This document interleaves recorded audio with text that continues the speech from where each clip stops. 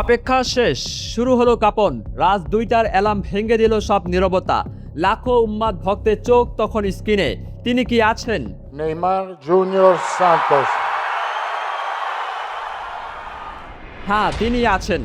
ব্রাজিলের বিশ্বকাপ দলে ফিরলেন খোদ ফুটবল জাদুকর নেইমার জুনিয়র।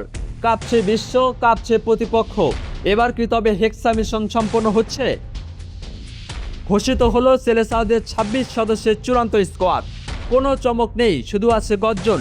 সান্তোসের সেই বিখ্যাত ১০ নম্বর জার্সি পরে আবার মাঠে নামছেন নেইমার জুনিয়র। প্রায় ৩ বছর পর হলুদ জার্সিতে ফিরছেন ফুটবল যুবরাজ।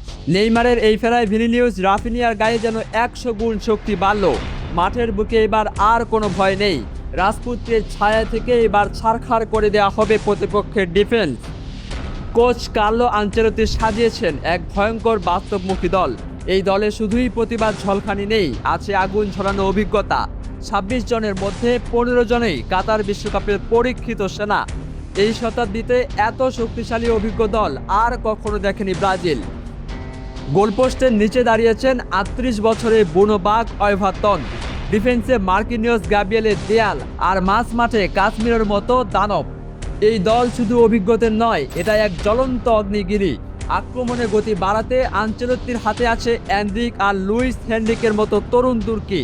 চোটের কারণে অ্যান্তেভাও রদ্রিগো না থাকলেও আক্ষেপের সময় নেই।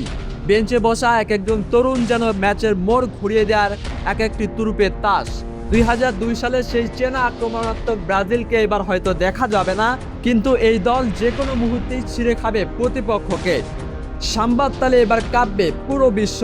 নেইমারের পায়ে জাদু আর আনচেলত্তির মগজে বিষ। ব্রাজিল কি পারবে ২৪ বছরের খরা কাটিয়ে ষষ্ঠবারের মতো বিশ্বকাপ জয় করতে? এই প্রশ্নের উত্তর পেতে অপেক্ষা করতে হবে আরও কিছুদিন।